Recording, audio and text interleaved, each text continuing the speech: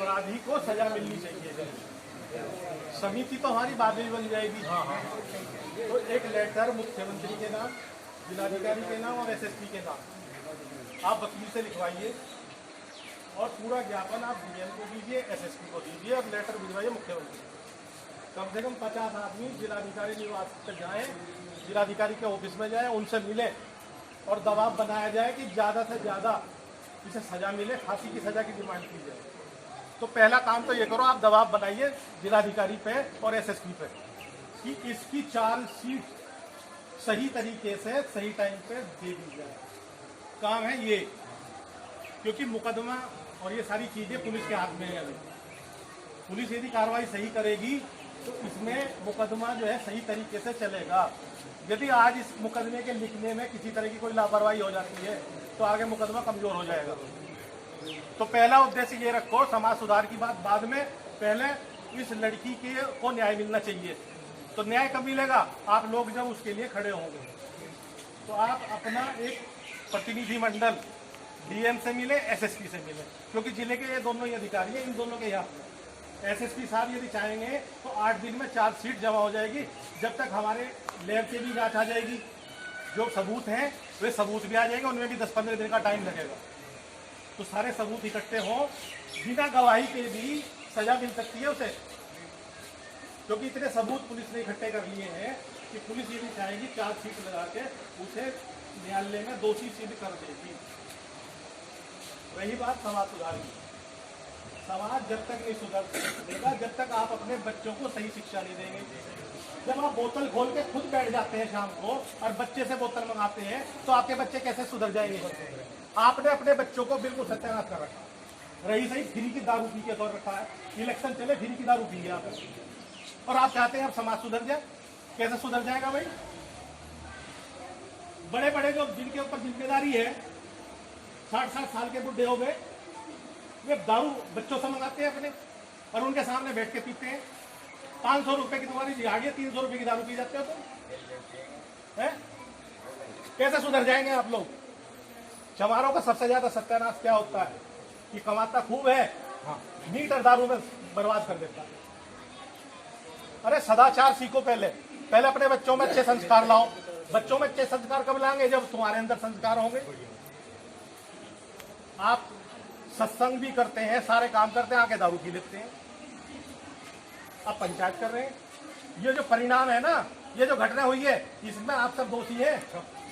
कितने दिन से वहां दारू पी जा रही है, कितने दिन से वहां बदतमीजी हुई मोहल्ले में, तो क्यों नहीं बोल रहे आप?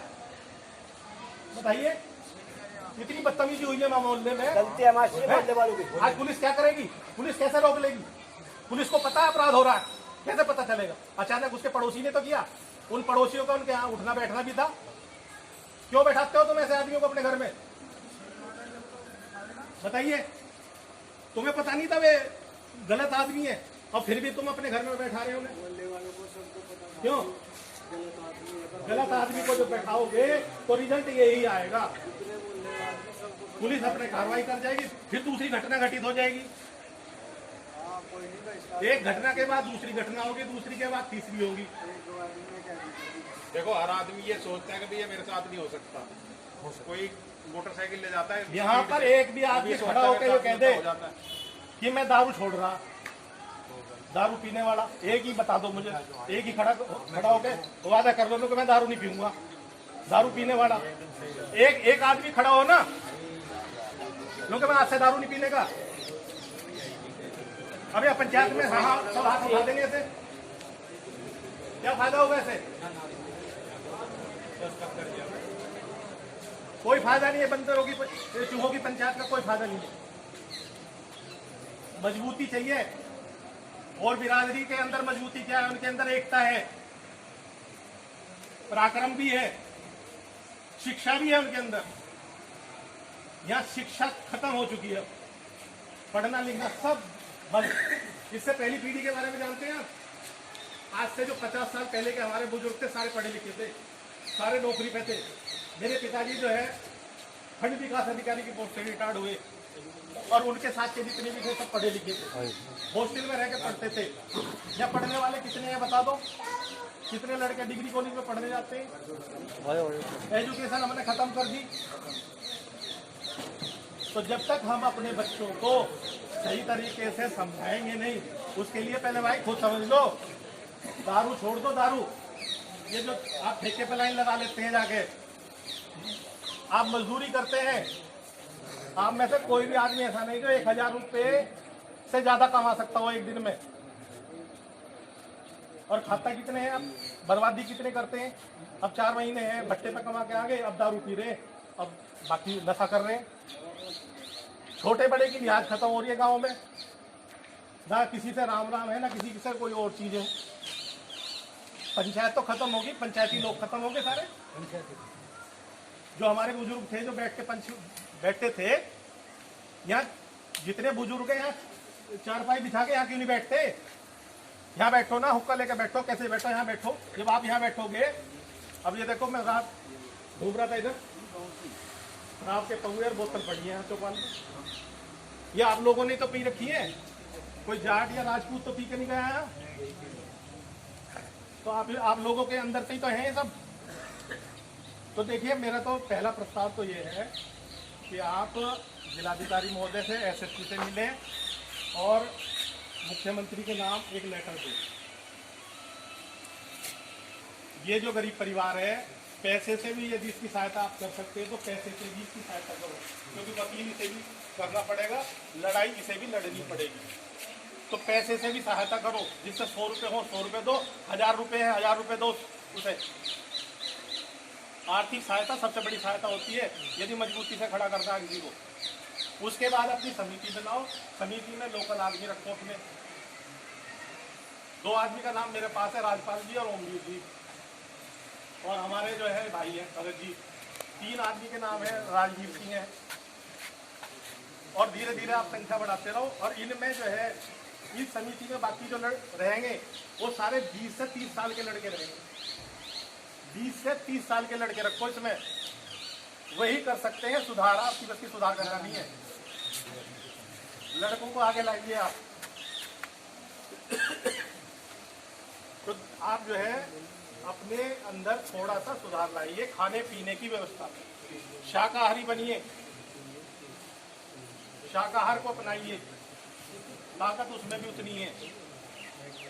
आपकी अद्धे की जो पावर होती है, एक अद्धा लाते हैं आप 80-90 रुपए का, 80-90 रुपए का दूध अपने बच्चों को पिलाइए आप।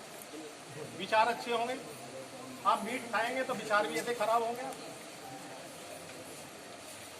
मैं तो एक अध्यापक हूँ, तो मेरे अंदर जो बात है, मैं तो जो मेरे अंदर है मैं आपको रख दिए बात, तो आप इसे मानिए।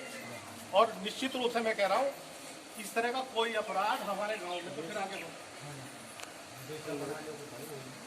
इन्हें बच्चों को समझाओ, इन्हें पढ़ाओ, बच्चों पढ़ाने की तरफ इन्हें लगाइए। राजनीति खत्म कर दो, झगड़ा खत्म कर दो। आप मजदूर आदमी हो, आपका काम मजदूरी करने का है। यदि पढ़ेंगे लिखेंगे तो कुछ और देख लेंगे, ठीक है जी।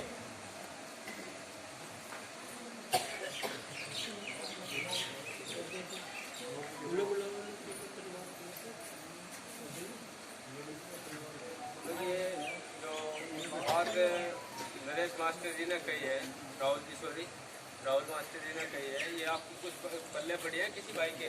पड़ी है भाई? अरे आजकल के बच्चों 25-30 साल वाले बताए, मैंने कुछ पड़ी किसी के पल्ले? नहीं पड़ी। 2-4 की है, ऐसे चुपी खड़े इनके पल्ले नहीं पड़ी जी। हाँ, ये नहीं सुधार में जाओगे। अच्छा, जो मास्टर जी ने पहले बात बताई, एक तो उस पर अमल करो। दूसरे वो जो जैसे बताइए भाई, आर्थिक स्थिति अगले की कमजोर है भाई, वो भी सारा करो। यहाँ के डीएम के पास जाओ, एसपी से मिलो, आपके बड़े मुख्यमंत्री हैं उनसे मिलो। ये समाज का ही काम है। और फिर अपनी एक ठोस समिति, जो मैं कहा था ठोस समिति बनाओ, उसमें टाइट आदमी हो, किसी का फेवर ना करने वाला हो, सच को सच कहता हो, झूठ की झूठ कहता हो, वो आदमी चुने जाए और अपना चलाओ। बुराई को अगर मिटाना है, और नहीं तो चलाओ जी, जैसे चल रहा है चलो ना, धक्का मुक्का हो रहा है वही कह देंगे।